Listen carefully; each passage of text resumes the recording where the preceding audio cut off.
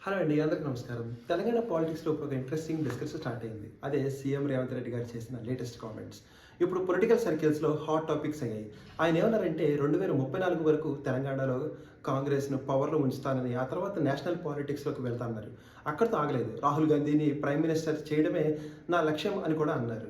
ఇప్పుడు అసలు క్వెషన్ ఏంటంటే, ఇది నిజంగా రాహుల్ గాంధీ గారి కోసం చేసే పొలిటికల్ మిషనా? లేకపోతే ఢిల్లీ హైకమాండ్‌కి లాయల్టీ షో చేసే పొలిటికల్ స్ట్రాటజీయా? ఇక్కడ అనాలిసిస్ ఇంట్రెస్టింగ్‌గా మారుతుంది. తెలంగాణ పాలిటిక్స్ హిస్టరీ చూస్తే ఇలాంటిది అటెంప్ట్ ఒకటి ఆల్రెడీ మనం చూసాం. అది కేసీఆర్ టైంలో టీఆర్ఎస్‌ను బీఆర్ఎస్‌గా మార్చి నేషనల్ పాలిటిక్స్‌లోకి వెళ్ళాలని కేసీఆర్ ట్రై చేశారు. ప్రైమ్ మినిస్టర్ లెవెల్‌లో పాలిటిక్స్‌లో ఇన్‌ఫ్లూయెన్స్ క్రియేట్ చేయాలని ట్రై చేశారు. కానీ గ్రౌండ్ రియాలిటీ ఏమైంది? టీఆర్ఎస్‌కు బయట ఎక్స్‌పెక్టెడ్ రెస్పాన్స్ రాలేదు. నేషనల్ పాలిటిక్స్‌లో రీజనల్ పార్టీ ఎక్స్పాన్షన్ ఎంత డిఫికల్ట్ అనేది అప్పుడే క్లియర్ అయింది. ఇప్పుడు ఎగ్జాక్ట్‌లీ అదే రూట్‌లో రేవంత్ రెడ్డి స్టేట్మెంట్స్ రావడం చాలా ఇంట్రెస్టింగ్‌గా ఉంది. ఇక్కడితో ఇంకో ఇంపార్టెంట్ పాయింట్ ఉంది. గతంలో వైఎస్ఆర్ గారు కూడా రాహుల్ గాంధీని పీఎం చేయాలని చాలా మాట్లాడేవారు. ఆయన కూతురు షర్మిల కూడా ఇటీవలే చెప్పారు. కాంగ్రెస్ హైకమాండ్‌కి లాయల్ లీడర్స్‌గా కనిపించారు. ఇయర్స్ పాస్ అయినాయి, లీడర్‌షిప్ మారింది, గవర్నమెంట్స్ మారాయి, పొలిటికల్ అలయన్స్ కూడా మారింది. కానీ రాహుల్ గాంధీ గారు మాత్రం ఇంకా పీఎం చైర్ వరకు వెళ్ళలేకపోయారు. ఇప్పుడు రేవంత్ రెడ్డి కూడా అదే లైన్ మాట్లాడుతున్నారు. కానీ టైమింగ్ గమనిస్తే ఇది ప్యూర్ పొలిటికల్ స్టేట్మెంట్‌లా కనిపించడం లేదు. రీసెంట్‌గా పీఎం నరేంద్ర మోడీ గారు మే 10న హైదరాబాద్ విజిట్ సమయంలో రేవంత్ రెడ్డి గారి మధ్య ఒక ఆసక్తికర సంభాషణ జరిగింది. అది చాలా మందిలో డిస్కషన్ క్రియేట్ చేసింది.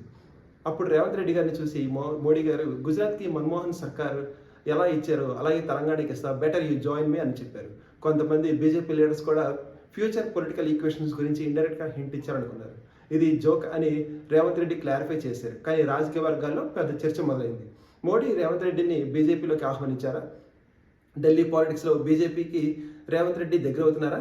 ఈ డౌట్స్ కాంగ్రెస్ క్యాడర్‌లో రావడం స్టార్ట్ అయ్యేది. ఇలాంటి టైంలోనే suddenly Rahul Gandhi PM mission గురించి స్ట్రాంగ్ స్టేట్మెంట్స్ రావడం చాలామంది కోయిన్సిడెన్స్‌గా కనిపించడం లేదు. ఇది మెయిన్‌లీ కాంగ్రెస్ హైకమాండ్‌కి సిగ్నల్ పంపించే ప్రయత్నం కావచ్చు అంటున్నారు. నేను లాయల్ కాంగ్రెస్ సోల్జర్‌ని, నా ఫ్యూచర్ కాంగ్రెస్‌తోనే అనే మెసేజ్ ఢిల్లీకి పంపించే ప్రయత్నం అయి ఉండొచ్చని.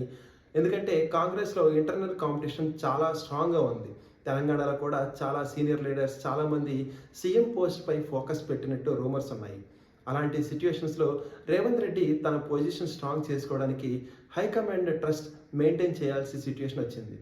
ఇక్కడ ఇంకొక ఇంట్రెస్టింగ్ పాయింట్ ఏంటంటే రేవంత్ రెడ్డి స్పీచ్‌లో ఒక కాన్ఫిడెన్స్ కనిపించింది. 2034 వరకు నేనే సీఎం అన్నమాట. ఇప్పుడు 2034 అంటున్నారు. అంటే ఇంకా 8 ఇయర్స్ ఉంది. ఇంతకాలం తెలంగాణని రేవంత్ రెడ్డి గారు అభివృద్ధి చేస్తారా? లేకపోతే జాతీయ లక్ష్యం కోసం స్టేట్ అడ్మినిస్ట్రేటివ్ నెగ్లెక్ట్ చేస్తారా? అది పార్టీలో రైవల్స్‌కి ఇండైరెక్ట్ వార్నింగ్ కూడా కావచ్చు. అంటే ఢిల్లీ సపోర్ట్ నాకుంది అనే మెసేజ్ ఇంటర్నల్ లీడర్స్‌కి ఇచ్చినట్టు. 8 ఇయర్స్ పాటు సీఎం నేనే అని. కానీ ప్రాక్టికల్ పాలిటిక్స్‌లో చూస్తే రాహుల్ గాంధీని పీఎం చేయడం అంత ఈజీ మిషన్ కాదు. ఇండియా పాలిటిక్స్‌లో ఇప్పుడు కంప్లీట్‌లీ పర్సనాలిటీ బేస్డ్ పాలిటిక్స్‌గా మారిపోయాయి.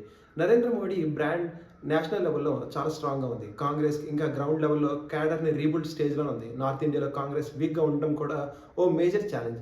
ఇలాంటి సిట్యుయేషన్‌లో Revanth Reddy national ambitious future ఎంతవరకు వర్కౌట్ అవుతాయో చూడాలి. కానీ ఒక విషయం మాత్రం క్లియర్. ఈ స్టేట్మెంట్స్ క్యాజువల్‌గా రావడం లేదు. ఇవి ఫ్యూచర్ పొలిటికల్ పొజిషనింగ్స్‌కి సిగ్నల్ కావచ్చు. రేవంత్ రెడ్డి నిజంగా రాహుల్ గాంధీ కోసం వర్క్ చేస్తున్నారా? లేక తన సీఎం సీట్ సెక్యూర్ చేసుకునేందుకు ఢిల్లీకి లాయల్టీ ప్రూవ్ చేస్తున్నారా? పాలిటిక్స్‌లో స్టేట్మెంట్స్ కన్నా టైమింగ్ చాలా పవర్ఫుల్. రేవంత్ రెడ్డి కామెంట్స్ వెనక విజన్ ఉందా? లేక సర్వైవల్ స్ట్రాటజీ ఉందా? థ్యాంక్ యూ అండి. జై హింద్.